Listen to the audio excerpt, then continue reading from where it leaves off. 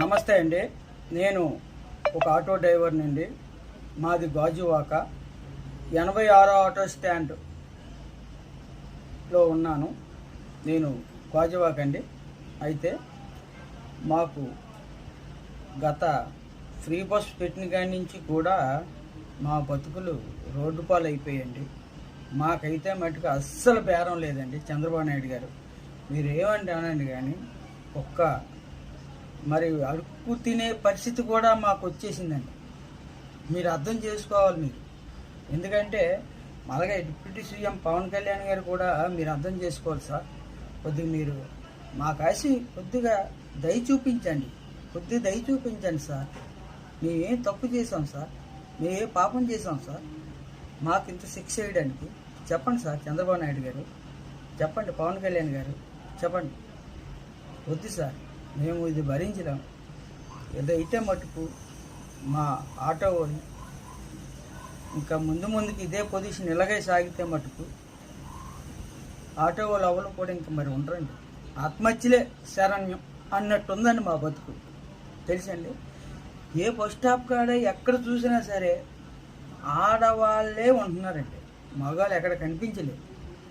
వాళ్ళే ఇప్పుడు కూడా డబ్బులు ఇచ్చి బస్సు ఎక్కాలి అంటే ఇప్పుడు కూడా అంత జనం నేను ఎప్పుడు చూడలేదు. ఫ్రీ అనేసరికి ప్రతి బస్ స్టాప్లో కూడా ఏదో తిరణాలకి వెళ్ళినట్టు వెళ్ళిపోయి బస్సు ఎక్కిడు, ఆధార్ కార్డు చూపించాడు, బస్సు ఎక్కిడు, ఆధార్ కార్డు చూపించాడు, మళ్ళీ రిటర్న్ అయిపోవడం, మళ్ళీ ఎక్కిడు. ఏంటండి ఇది? మేము ఆటో అడిగితే వెళ్ళవయ్యా అంటున్నారు. ఇంకేంటండి మా పరిస్థితి?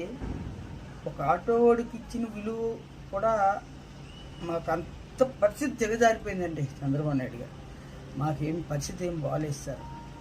మాకు ఏదైనా ఒక మార్గం చూపించండి, లేకపోతే మాకు ఏదైనా టెంపరరీ అయినా సరే ఒక ఉద్యోగాలైనా మాకు ఇప్పించండి. ఎందుకంటే ఆటో వేసుకుంటే ఇంకో పని మేము చేయలేము. మాకు ఆటో ఫీల్డే మాకు వచ్చింది కనుక ఆటో ఫీల్డే వేసుకుంటాం.